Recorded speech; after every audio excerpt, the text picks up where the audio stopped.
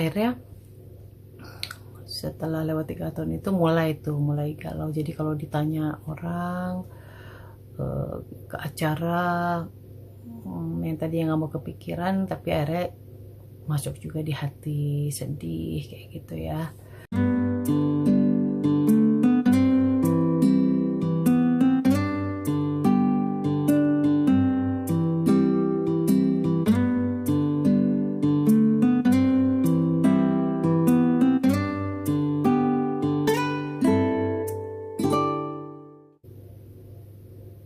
Perjalanan pernikahan kami dimulai tanggal 8 Juni 2008. Alhamdulillah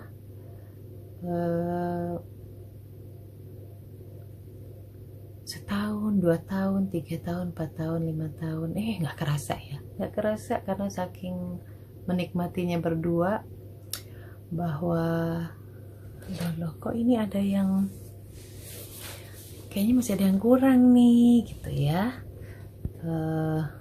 Jadi kalau cerita flashback lagi, mulai galau soal buah hati itu sebenarnya baru di tahun ketiga gitu. Jadi tahun pertama sampai ketiga itu masih ya namanya pengantin baru kan ya, 3 tahun pertama, jadi masih enjoy aja. Periksa ke dokter juga ya cuma periksa seadanya aja gitu, nggak yang intens, nggak yang mulai program hamil gitu, karena memang kita waktu sebelum nikah kan juga udah periksa dan nggak ada masalah gitu dua-duanya. Udah napas lewat 3 tahun itu baru deh pergalauan dimulai lagi, dan pastinya yang lebih melo itu saya, perempuan ya. Jadi setiap kan udah kepikiran, jadi setiap udah dapat datang bulan tuh sensi, nangis kayak seperti itu.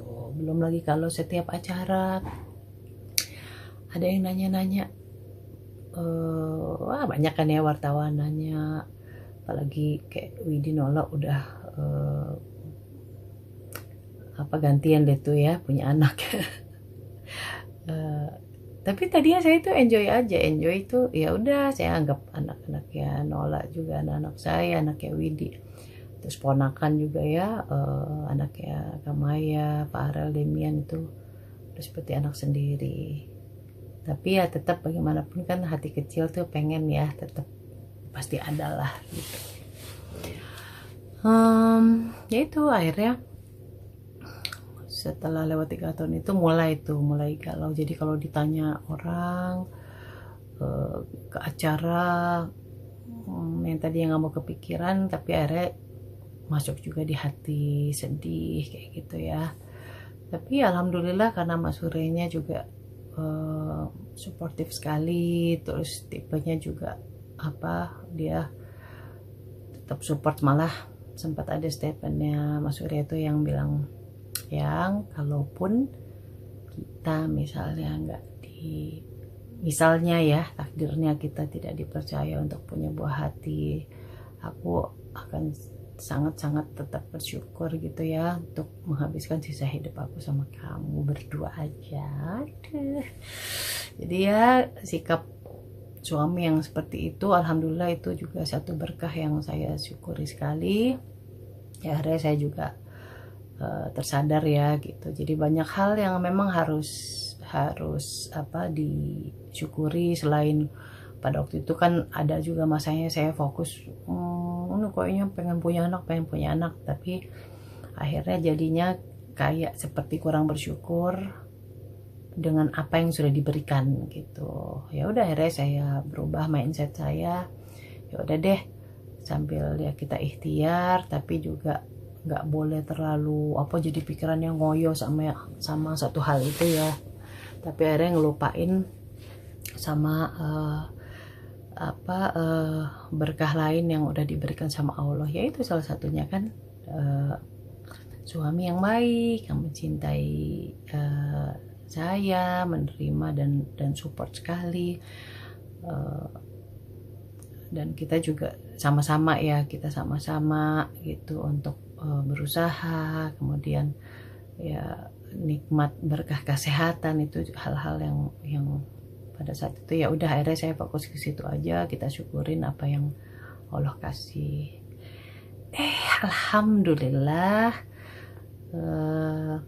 setelah merubah mindset saya seperti itu, merayu Allah terus, kemudian ikhtiar juga, akhirnya di tahun ke-8 setelah kami memulai program IVF bayi tabung, alhamdulillah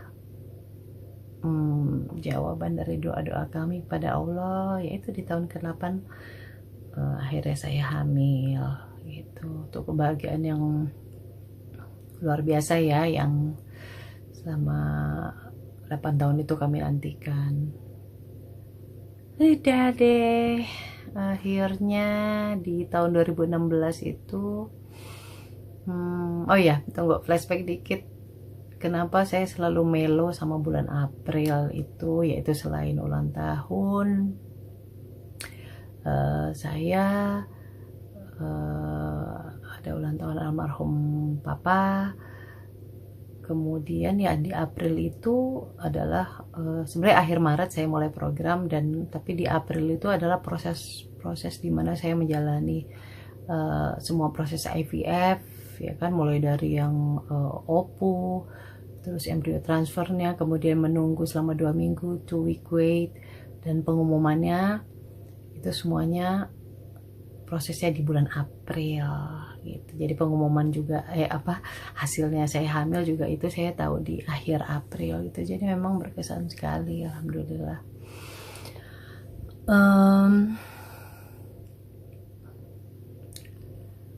Ya, dan 2016 tanggal 20 November lahirlah si kembar Tatiana dan Bima.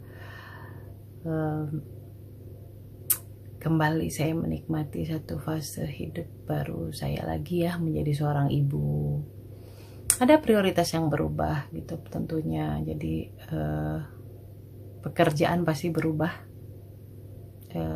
itu karena memang kemauan pribadi saya juga, jadi otomatis ya gitu.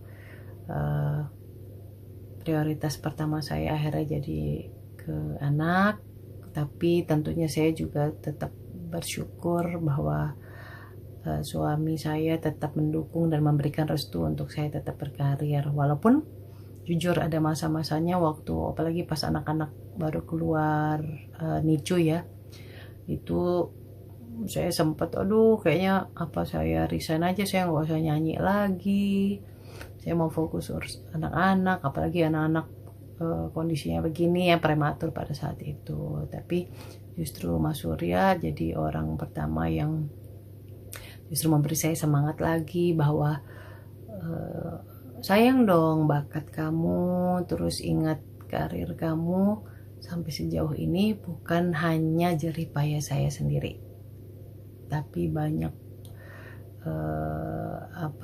orang-orang lain yang terlibat, yang berjasa.